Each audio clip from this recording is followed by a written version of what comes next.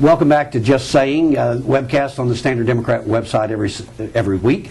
Steve McFeeters and I are here again, and we are very fortunate and pleased to have with us Congresswoman JoAnn Emerson with us today, who has become a full-time resident of Southeast Missouri over the past recent weeks. I certainly have had lunch and sliced it every day for 2 weeks. Yes, you have. And first off, obviously, we appreciate your efforts on our behalf. Well, thanks. It's a team effort. Everybody's working together, Mike. I've been playing a little tiny part of it, and obviously the federal piece will become larger as we go into the recovery mode here. But it is a team effort, because without local, state, and federal folks working together with the communities, we wouldn't be able to help people. No question about it. But by no means diminish your role. You have been there in our time of need, and on behalf of all of us, we sincerely appreciate that. Let me ask you, and there's so many things that we could go over today, and we'll try to cover a few of them. The decision's been made, and it's past tense now, and we have filled the spillway, and we've relieved that, and hopefully that's had an impact on upriver in terms of the flood gauge and what have you. Did the Corps make the right decision?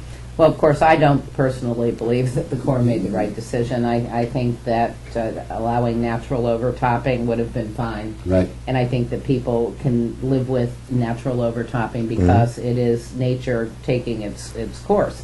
And certainly the levee system that we have in Missouri, at least the mainline levee, as well as the setback up and down the Mississippi River, is in really good shape.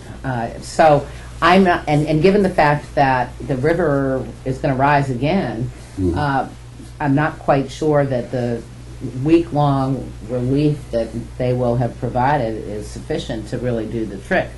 And then, of course, I think there were snowstorms or blizzard conditions up in North Dakota either last weekend or sometime. My time frame is really kind of blurry right now. I wonder why. So that's all going to melt, and that's going to come down. And General Walsh, the president of the Mississippi River Commission, has said, well, you know, we're going to be seeing sustained high levels of the river until mid to late summer.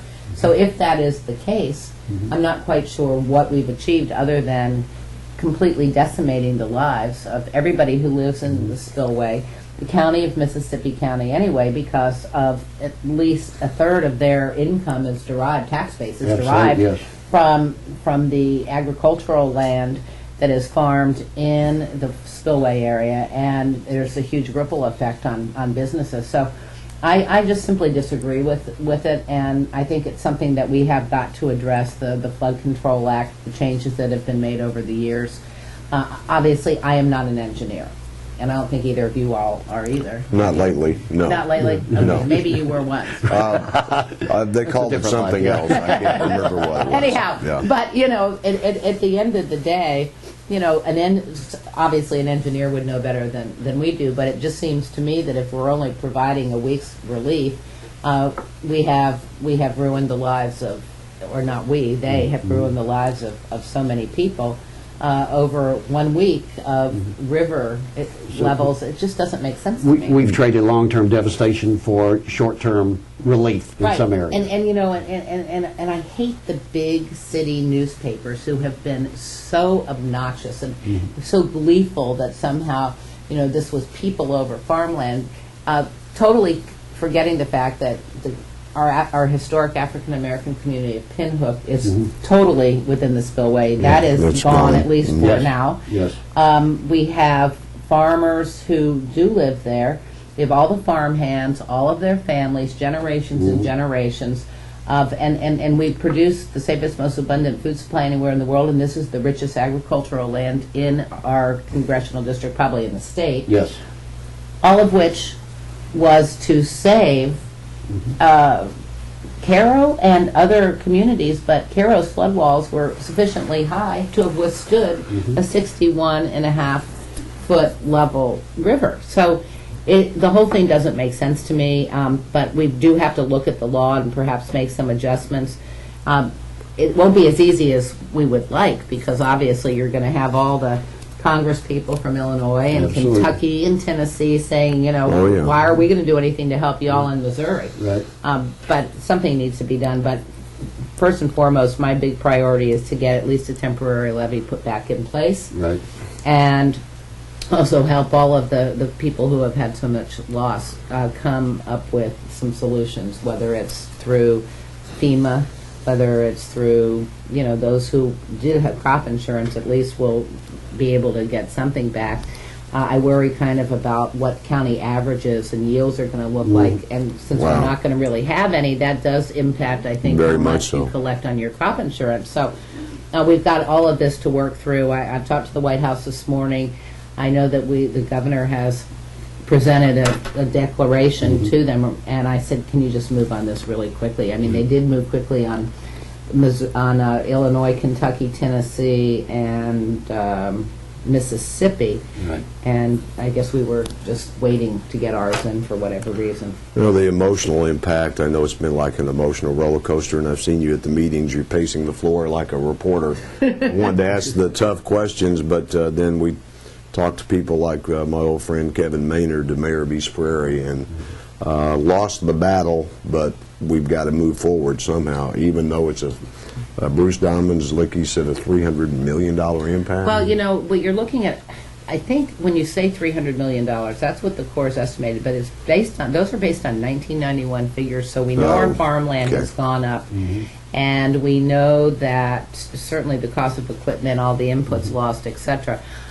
Lester Gooden and I figured out the other day that in 2010 dollars, which is the best way to convert, because that's the latest conversion numbers that we have, we might be in the $865 million range. Oh, my goodness.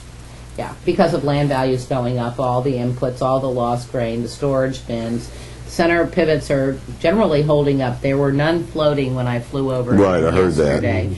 And Kevin actually had a new one, just a brand new one that was out there, and he said it looked okay. We were flying around yesterday. So it's hard to imagine, but that's just in the spillway. That has nothing to do with the impact on all of the businesses, all the ag businesses who do business with all of the folks who farm in the spillway, and the fact that Kevin's other business, fully a third, is going to be lost. And so does that mean they have to lay off employees? And so the ripple effect is enormous. And that's why I get so mad at the St. Louis Post-Dispatch and other news outlets. It's easy to do, isn't it? Yeah. Yeah, and then there's this Michael Grunwald, who, if you recall, he used to be the guy with the Washington Post who wrote this nasty article as we were trying to work on the St. John's New Madrid floodway project in days past, and he was rather gleeful in a Time magazine blog the other day, saying it's the only time I've ever agreed with the Corps of Engineers, and I'm thinking, oh my gosh. Yeah. And he fashions himself as, I at least came in and investigated this, but he was so predisposed to be against us anyway that it just, so I took after him today in my radio. He's with the right newspaper. He's where he belongs. Absolutely, he is. As someone who's a longtime small government advocate as I am, this is one of those rare times where we have to rely on the federal government. We need the federal government. Absolutely. And although there are some of us who rail against the growth of the federal government, it still is a need. Let me ask you about setting the river aside for a while, which is impossible to do. We all know that.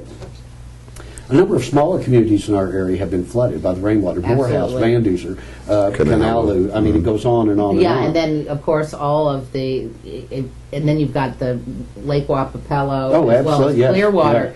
And, just having to release so much water into the spillway, and then Poplar Bluff. I mean, we've got disaster all around, which is, part of what the governor did ask for in the disaster declaration. And so once FEMA comes in and begins its assessments, then we'll be able. I assume that if the president goes ahead and declares this a federal disaster area, which I'm imagining he's going to, I would imagine. FEMA then provides public assistance. So in other words, let's say the city hall and any kind of public building, generally those get covered first and foremost. Then you move over. If there is an abundance of damage, then they work on the personal assistance side of things. And there's usually a threshold that has to be met for personal assistance. Certainly when we had the F3 tornado in Crothersville, that was a no-brainer. Right.